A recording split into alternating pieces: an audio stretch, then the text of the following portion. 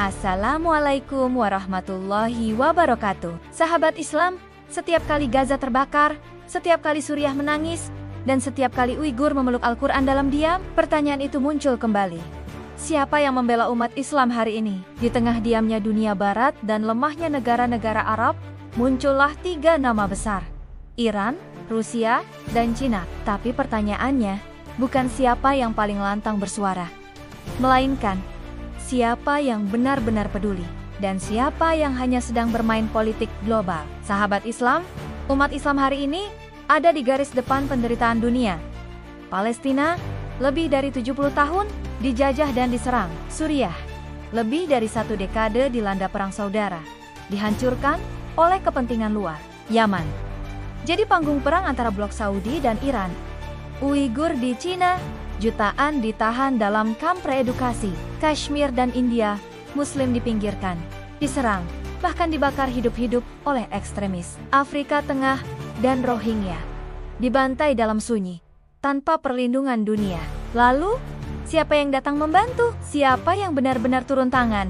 Bukan dengan retorika, tapi dengan keberpihakan nyata. Iran sering tampil sebagai benteng terakhir perlawanan terhadap Israel. Dengan dukungan terbuka ke Hamas, Hizbullah, dan kelompok bersenjata lain, mereka mengklaim membela Palestina. Tapi, di sisi lain, di Suriah, Iran mendukung rezim Bashar al-Assad yang membantai rakyatnya yang mayoritas Sunni. Di Irak, Iran membentuk milisi Syiah yang memperkuat dominasi sektarian. Di Yaman, mereka mendukung Houthi yang menyebabkan bencana kemanusiaan besar. Di semua konflik itu, yang jadi korban tetap umat Islam. Pertanyaannya, apakah Iran membela Islam atau memperluas pengaruh Syiah atau menjadikan Palestina alat legitimasi bagi hegemoninya? Apakah mereka benar-benar ingin membebaskan Al-Aqsa, sedangkan di Suriah, Rusia menjadi penyelamat rezim Assad? Mereka melindungi Damaskus dari jatuh ke tangan oposisi dengan dalih memerangi terorisme. Tapi siapa yang dibom Rusia? Pasar, rumah sakit, sekolah-sekolah di wilayah Sunni. Sejak 2015, ribuan warga sipil tewas akibat serangan udara Rusia. Di masa lalu, di Chechnya, Rusia membantai ribuan Muslim, menghancurkan Grozny, dan menekan gerakan Islam secara brutal. Sampai sekarang, Muslim di wilayah Kaukasus hidup di bawah pengawasan dan represi. Rusia memang bukan penjajah Barat, tapi bukan juga sahabat Islam.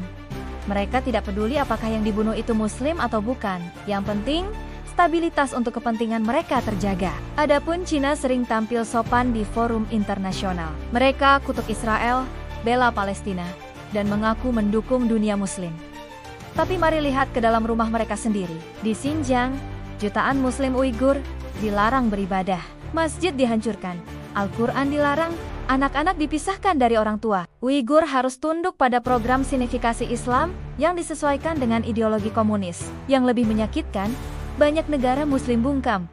Kenapa? Karena uang, karena proyek, karena rasa takut kehilangan investasi. Apakah ini solidaritas atau pengkhianatan? Dan apakah kita akan terus menutup mata demi sekotak proyek dari Beijing? Jika kita lihat lebih jernih, Iran, Rusia, dan Cina punya satu kesamaan. Mereka semua menjadikan umat Islam sebagai alat, bukan tujuan. Iran pakai Islam untuk menyebarkan ideologinya. Rusia pakai dunia Islam untuk memperkuat kekuasaan geopolitik. China manfaatkan umat untuk dagang dan citra internasional. Tidak ada yang benar-benar tulus. Mereka tidak mencintai Islam. Mereka cuma pakai Islam saat itu bisa menguntungkan mereka. Di tengah ini semua, di mana dunia Islam sendiri? Banyak pemimpin Muslim justru sibuk jilat kekuasaan. Mereka lebih takut kehilangan hubungan dagang daripada kehilangan kehormatan umatnya. Forum-forum internasional hanya ramai saat kamera menyala, tapi kosong saat bantuan dibutuhkan.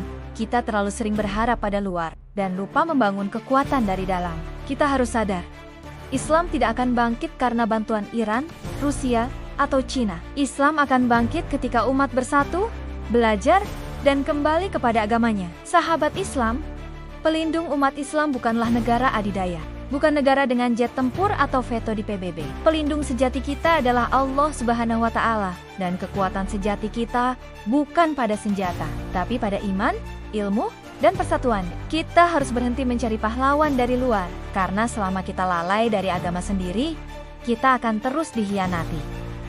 Kalau sahabat Islam setuju, Bantu sebarkan video ini biar makin banyak yang sadar bahwa umat Islam harus bangkit dari dalam. Klik like, subscribe, dan komentar pendapatmu. Apakah kamu masih percaya ada kekuatan luar yang benar-benar peduli dengan Islam? Sampai jumpa di video berikutnya. Wassalamualaikum warahmatullahi wabarakatuh.